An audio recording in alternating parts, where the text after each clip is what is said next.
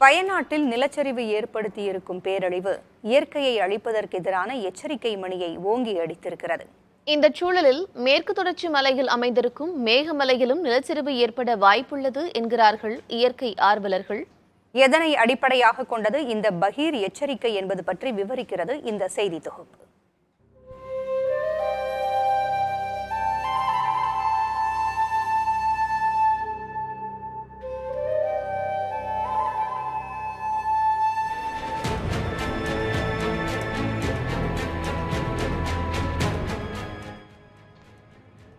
பசுமை போர்த்தி கண்களுக்கு விருந்தளிக்கும் இதுதான் மேற்கு தொடர்ச்சி மலையின் மேகமலை வனப்பகுதி.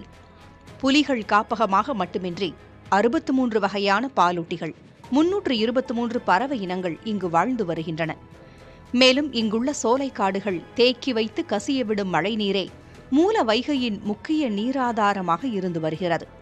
இப்படி மனிதர்கள் மற்றும் பறவைகளுக்கு வாழ்வாதாரமாக அமைந்துள்ள மேகமலை வனப்பகுதியையே மனிதர்களே ஆபத்தானதாக மாற்றி வருவதுதான் சோகம். மதுரையை சார்ந்த அஜய் என்பவர் தகவல் அறியும் உரிமை சட்டத்தின் கீழ் மேகமலை வனப்பகுதி குறித்து கேள்வி எழுப்பிய நிலையில் அதற்கு ஸ்ரீவில்லிபுத்தூர் புலிகள் காப்பகத்தின் துணை இயக்குநர் ஆனந்த் அனுப்பியுள்ள பதில்கள் அதிர்ச்சியூட்டுகின்றன. மேகமலை வனப்பகுதியில் 4957.916 ஹெக்டேர் வனப்பகுதியை 4580 நபர்கள் ஆக்கிரமித்துள்ளனர். மேகமலையில் 12 இடங்களில் விதிகளை மீறி அனுமதியின்றி தங்கும் விடுதிகள் செயல்படுகின்றன. 22 ஹெக்டேரில் அந்நிய பயிர்கள் அழிக்கப்பட்டுள்ளன என்கிறது தகவல் அறியும் உரிமை சட்டத்தில் பெறப்பட்டுள்ள தகவல்கள். மேகமலையிலிருந்து ஆக்கிரமிப்பாளர்களை அகற்றுமாறு உயர்நீதிமன்ற மதுரை அமர்வு கடந்த 2019ஆம் ஆண்டு ஆணையிட்டும் இன்று வரை ஆக்கிரமிப்பாளர்கள் அகற்றப்படவில்லை. இந்த ஆக்கிரமிப்பாளர்கள் காடுகளை அழிப்பது, குவாரி அமைப்பது போன்ற செயல்களில் ஈடுபடுவது மண்ணை தளரச் செய்து நிலச்சரிவு அபாயத்தை ஏற்படுத்துவதாக கூறுகிறார்கள் இயற்கை நிபுணர்கள். அதேபோல் ஆக்கிரமிப்பாளர்கள் ஒரே வகை தாவரத்தை பயிரிட்டு விவசாயம் மேற்கொள்வதும் சுட்டிக்காட்டப்படுகிறது.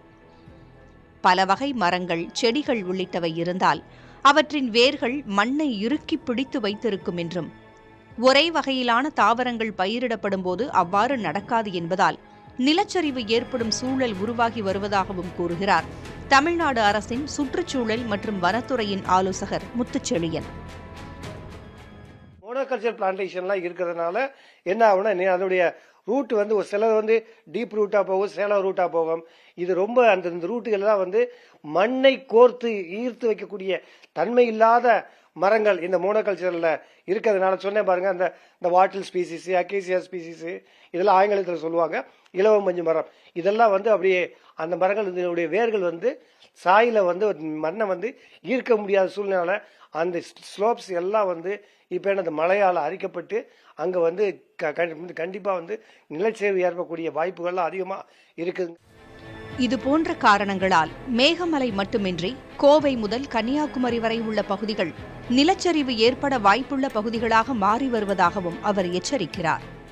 கோயம்புத்தூர் ரீஜியன்ல இருந்து நமக்கு கிட்டத்தட்ட கன்னியாகுமரி ரீஜன் வரைக்கும் நான் சொன்ன அனைத்து இந்த 5 காரணங்களும் ஒவ்வொரு ரீஜியன்லையும் ஒவ்வொரு விதமா இருக்கிறதுனால நமக்கு குறிப்பா இது கண்டிப்பா நிச்சயமா நிலச்சரிவு ஏற்படக்கூடிய, அதாவது அந்த லேண்ட்ஸ்லைட் ப்ரோன் ஏரியான்னு சொல்லுவோம் ஆங்கிலத்தில். லேண்ட்ஸ்லைட் ப்ரோன் ஏரியாவாக மாறிக்கொண்டு வருகிறது. இன்னும் 10 ஆண்டுகளில் இது மோசமாகத்தான் செய்யும். அதேபோல் மேகமலையில் பேரிடர் நிகழ்ந்தால் அதன் தாக்கம் வைகை அணைக்கான நீர்வரத்தில் எதிரொலித்து 5 மாவட்டங்களில் விவசாயம் கடும் பாதிப்படையும் என்கிறார்கள் சமூக ஆர்வலர்கள். இதுகுறித்து மாவட்ட நிர்வாகத்தை தொடர்பு கொண்டு கேட்டபோது ஆக்கிரமிப்புகளை அகற்றுவது தொடர்பாக அரசின் கவனத்திற்கு கொண்டு செல்லப்பட்டுள்ளது என்று தெரிவிக்கின்றனர். வயநாட்டில் நிலச்சரிவாடிய கோர தாண்டவத்தை அருகிலிருந்து கண்டு அதிர்ந்து போயிருக்கும் நாம் இதற்கு மேலும் இந்த விவகாரத்தில் அலட்சியமாக இருப்பதை விட பெருங்குற்றம் எதுவும் இருக்க முடியாது. எனவே தமிழ்நாடு அரசு உடனடியாக மேற்கு தொடர்ச்சி மலை பகுதிகளில் உள்ள ஆக்கிரமிப்புகளை அகற்ற வேண்டும் என்பதே அனைவரின் வலியுறுத்தலாக உள்ளது. புதிய தலைமுறைக்காக ஒளிப்பதிவாளர் குணாவுடன் செய்தியாளர் பிரசன்ன வெங்கடேஷ்.